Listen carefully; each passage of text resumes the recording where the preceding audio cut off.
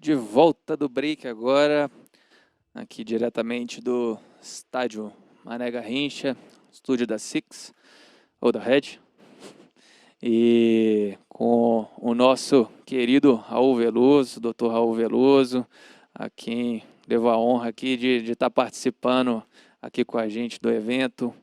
Uma biografia excepcional, dispensa qualquer tipo de apresentação. Doutor Raul, muito obrigado por estar aqui, desprendendo um pouquinho do seu tempo para a gente bater um papo sobre economia, falar um pouquinho sobre economia com os nossos convidados hoje aqui. Perfeito. Prazer é todo meu. Doutor Raul, nos últimos 2 anos, o senhor considera que houve mais avanços ou retrocessos aí na nossa economia brasileira e mundial? Eu falo isso aí, inclusive, levando em consideração, obviamente, que teve um impacto significativo aí do Covid aí em 2020, né, em 2021 também, mas talvez, tirando isso à parte, qual seria a consideração que o senhor faria acerca da economia brasileira e dos avanços que o ministro vem fazendo junto com o governo federal e toda a equipe econômica brasileira? Pois é, talvez eu pudesse começar compartilhando aqui uma apresentação que eu quero mostrar um gráfico muito importante para lhe responder. Aí Claro, depois com eu certeza. retiro e a gente conversa, tá bom? Positivo. Vamos colocar online?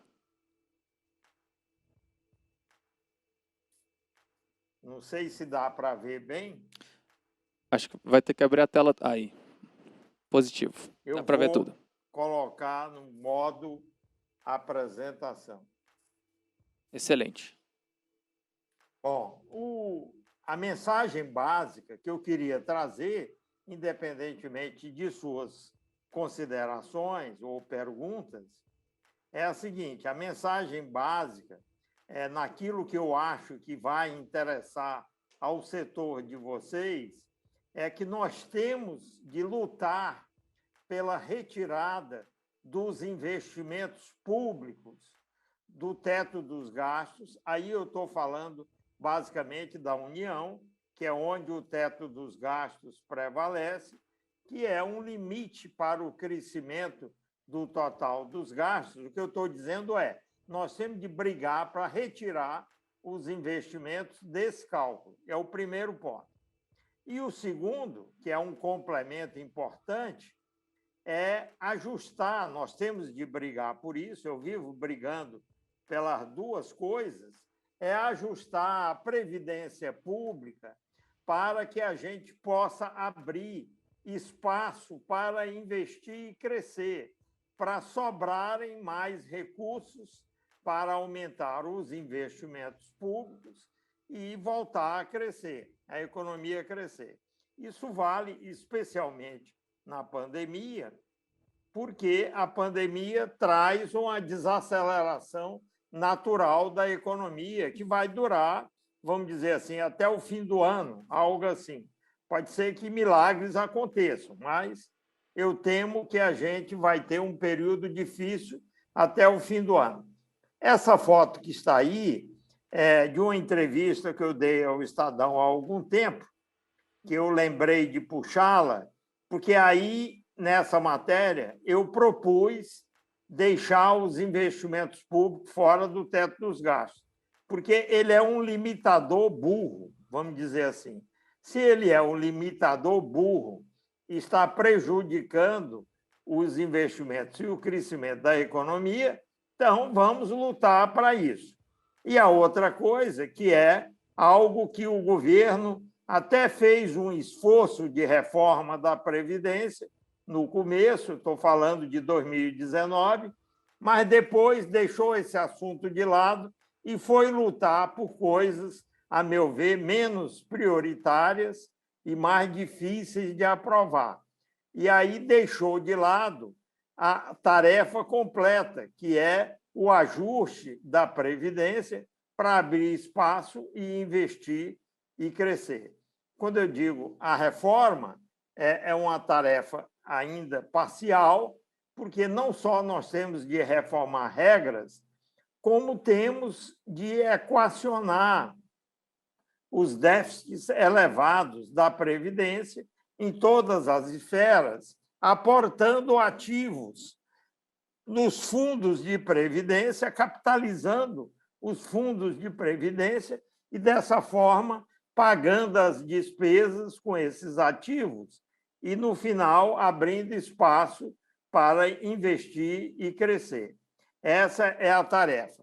Eu vou só mostrar mais esse gráfico, antes de interromper, que é para mostrar para vocês, conforme o IBGE calcula, vocês podem ver que os investimentos públicos totais, e aí está incluindo os 3 níveis de governo, quer dizer, União, estados e municípios, e as empresas estatais federais. Vocês podem ver que do final dos anos 70 até 2019, que é o último dado produzido pelo IBGE, você sai aí de quase 11% do PIB para 2% do PIB. É uma queda real de aproximadamente 6 vezes. Isso aí não pode continuar. Nós temos de fazer um esforço de pressão conjunto para conseguir reverter isso aí. O caminho é mais ou menos aquele que eu mencionei antes.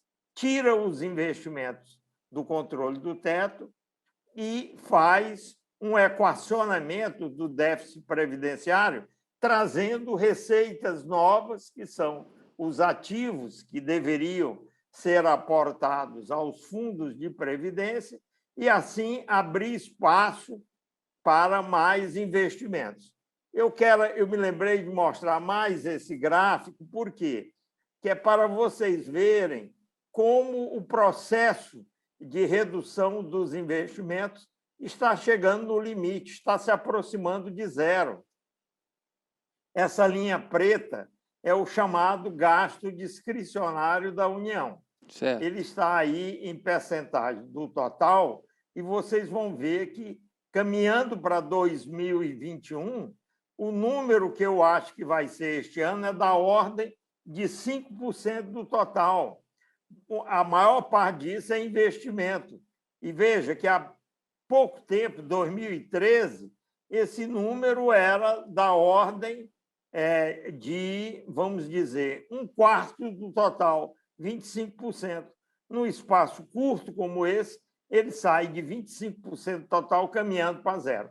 Aí, quem depende desse tipo de gasto na sua atividade setorial, obviamente, está em dificuldade de conviver com isso. O que eu estou dizendo é que tem solução, o caminho está aí, a pandemia é um bom motivo para se colocar isso para fora.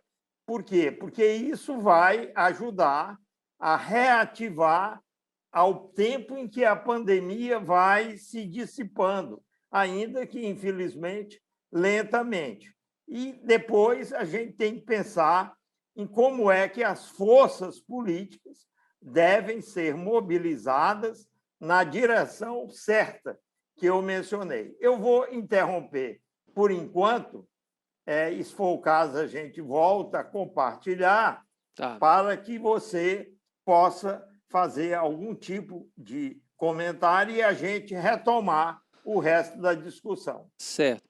A gente vê, né, a classe política forçando aí para gastar um pouco mais, para fazer as emendas e etc., estourar, né, o teto, né, de gastos públicos, e a gente vê o Ministério de Economia, né, tentando ali manter os gastos em dia, até para não ocorrer em crime de responsabilidade fiscal, mas a gente sabe também que é necessário realmente investimentos, né, principalmente na área de infraestrutura, para que continue gerando obras, continuem sendo feitos investimentos. Você acha que o caminho também é o que vem sendo feito pelo Ministério de Infraestrutura, fazendo as concessões, fazendo venda de ativos, e seguindo da forma que está sendo feita, para que se consiga fazer novos investimentos e,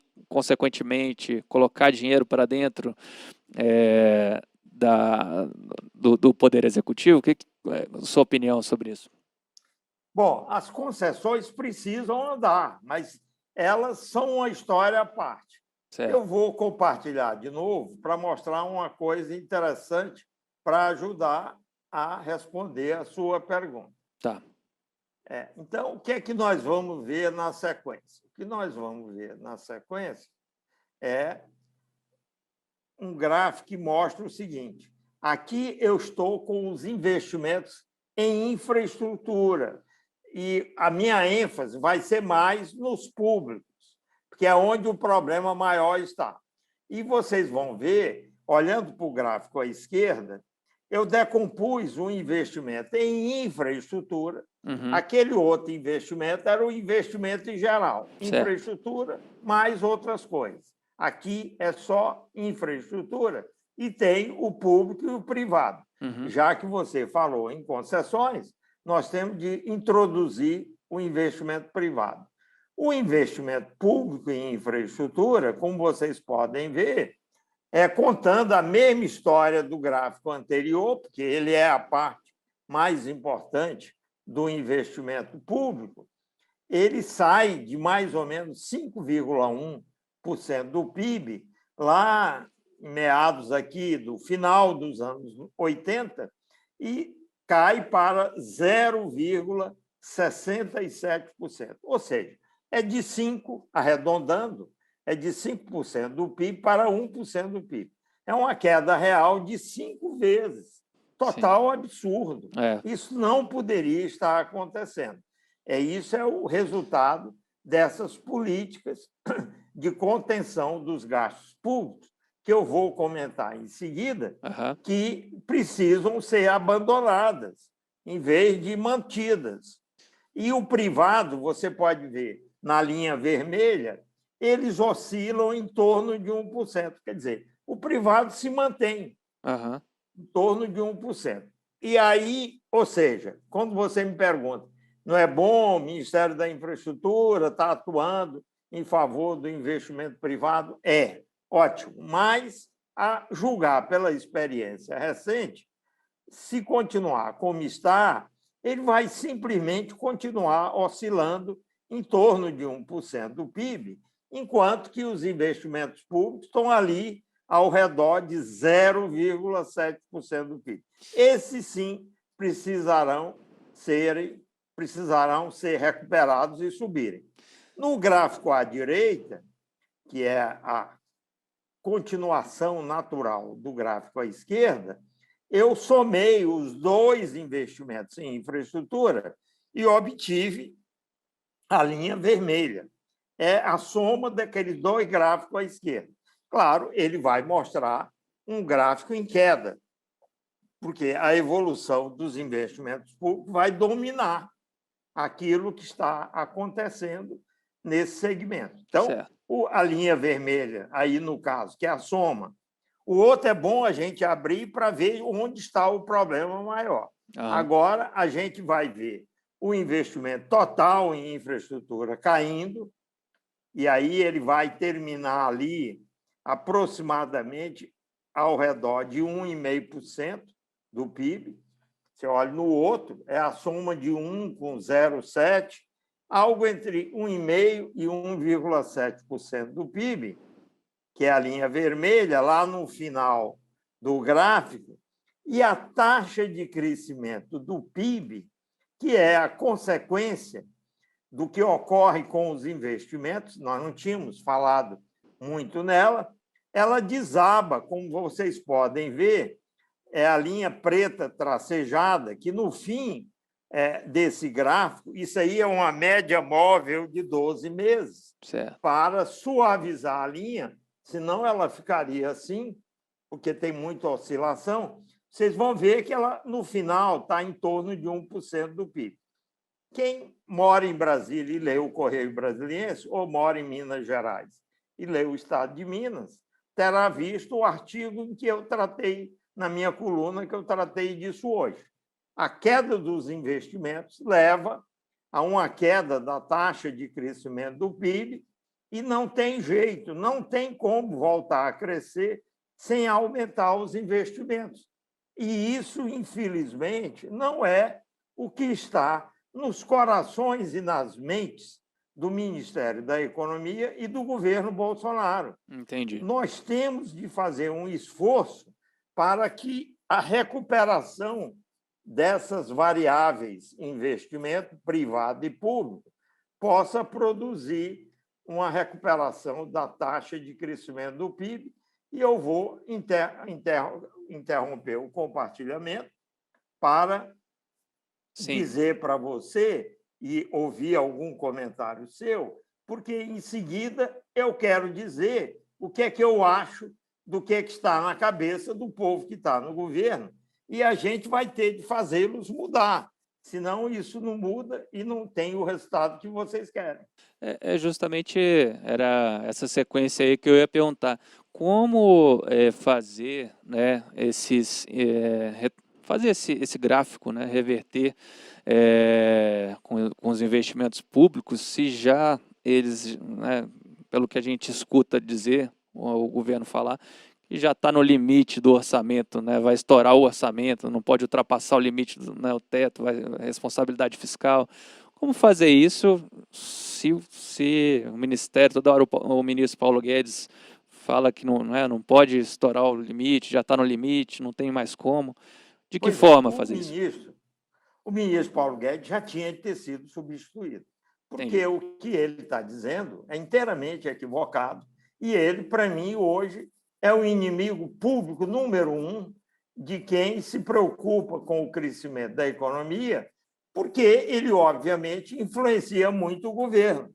Ainda que ele venha perdendo espaço, ele ainda consegue influenciar e concentrar as ações que ele quer ver feitas em conter gastos, quando tem de aumentar.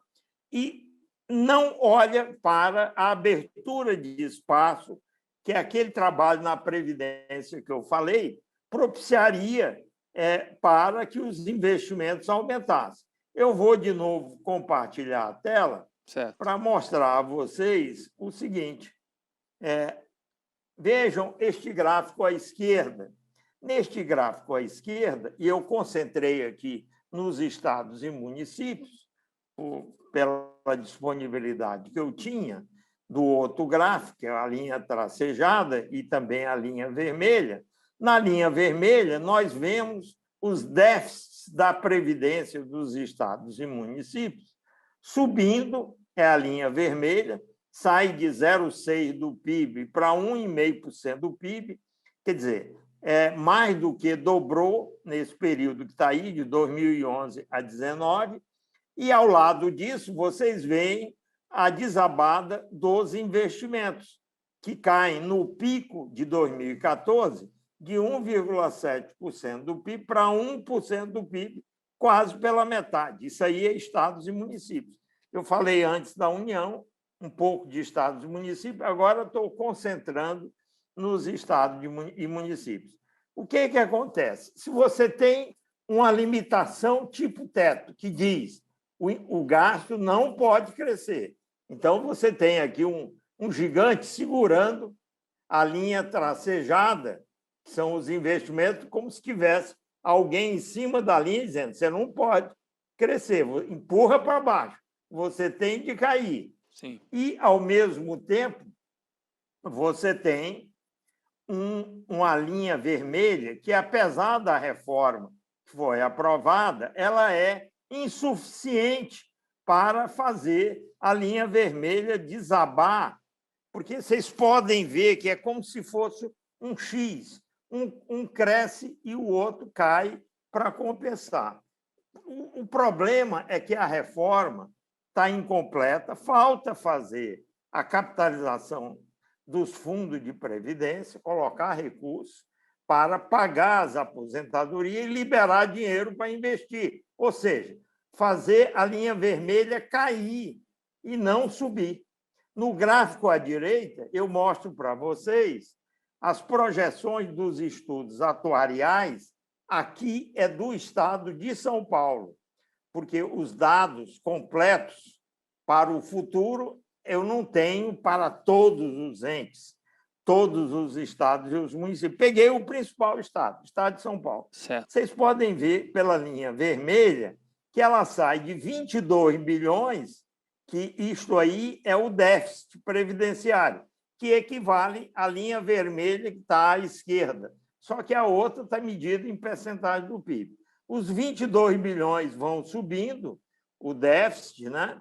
Eu vou afastar um pouco aqui a câmera que está me mostrando, para eu poder ver aqui, e vocês veem que sai de 22 bi em 19 a preços constantes e vai para algo próximo de 40 bilhões, praticamente dobra em termos reais até o ano de 2030. Isso é o que mostra o estudo atuarial disponível, que projeta o déficit. Ora, olhando essa linha vertical tracejada e olhando para a direita, a gente pode ver como que os investimentos vão cair para compensar a subida da linha vermelha.